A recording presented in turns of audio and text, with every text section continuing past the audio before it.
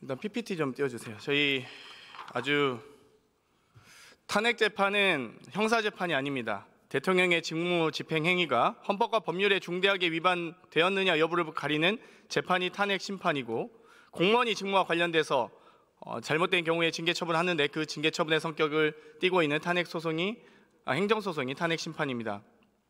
등 범죄가 성립하느냐의 유무는 헌법 재판의 대상이 아니라 형사 재판의 대상이 되는 것입니다. 사무처장님, 헌재에서 형사 재판도 하세요? 형사 재판 하지 않습니다. 당연한 얘기죠.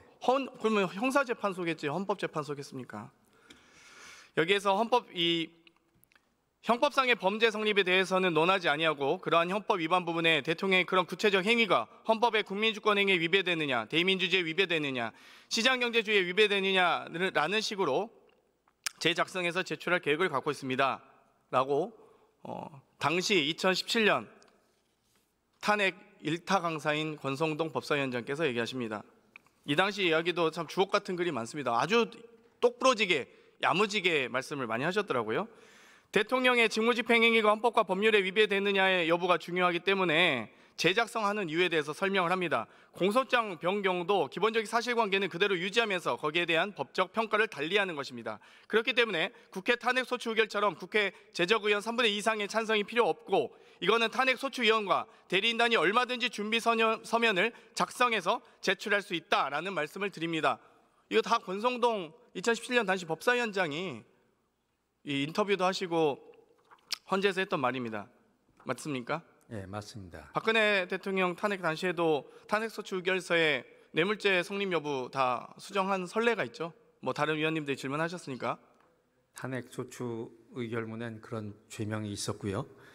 그리고 방금 말씀하신 것처럼 정리한 거는 준비 서면을 통해서 정리를 했었습니다. 그래서 탄핵소추 사유서 재정리가 단순히 공소장을 변경하는 것과 같다라는 권성동 당시 법사위원장의 의견, 또 탄핵소추 사유서는 대리인단이 얼마든지 준비 서면을 작성해서 제출할 수 있다라고 주장한 권성동 법사위원장의 주장처럼 그렇게 2017년 탄핵소추는 진행됐죠? 예. 네.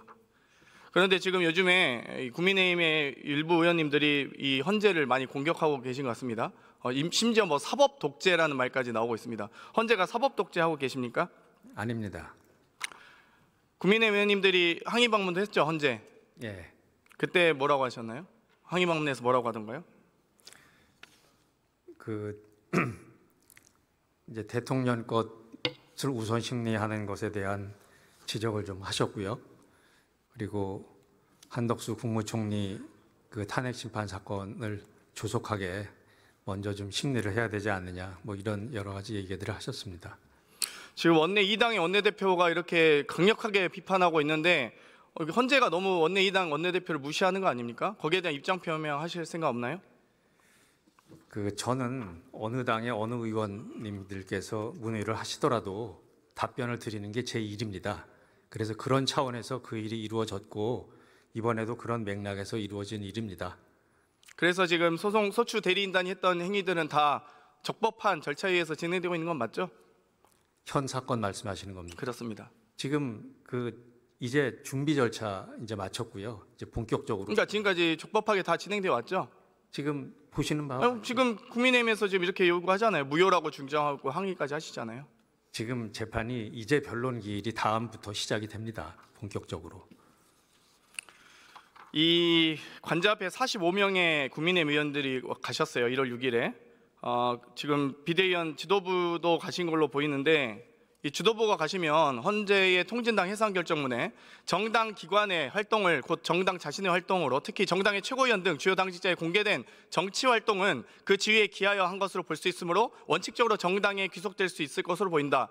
정당 해산 심판 청구의 구성 요건에 해당하는 거 아닙니까? 정당의 지도부가 이렇게 영장 집행을 방해한다든지, 이렇게 헌재의 이 재판 과정을 비난한다든지, 이 민주적 기본 질서를 위반한 아주 구체적 사례라고 보는데 어떻게 보십니까?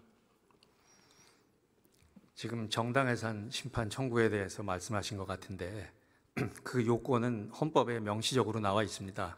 정당의 목적과 활동이 민주적 기본 질서에 위배됐을 때 그 정당 해산을 청구할 수 있다고 헌법에 나와 있고요.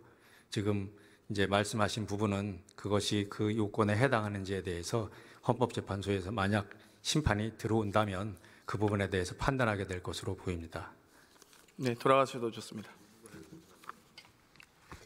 이호영 차장님 앞으로 나와주십시오. 차장님, 체포영장 집행을 막는 인원들은 당연히 현장에서 현행범이니까 체포할 수 있죠? 네, 그렇습니다. 경호처위원들도 체포할 수 있죠?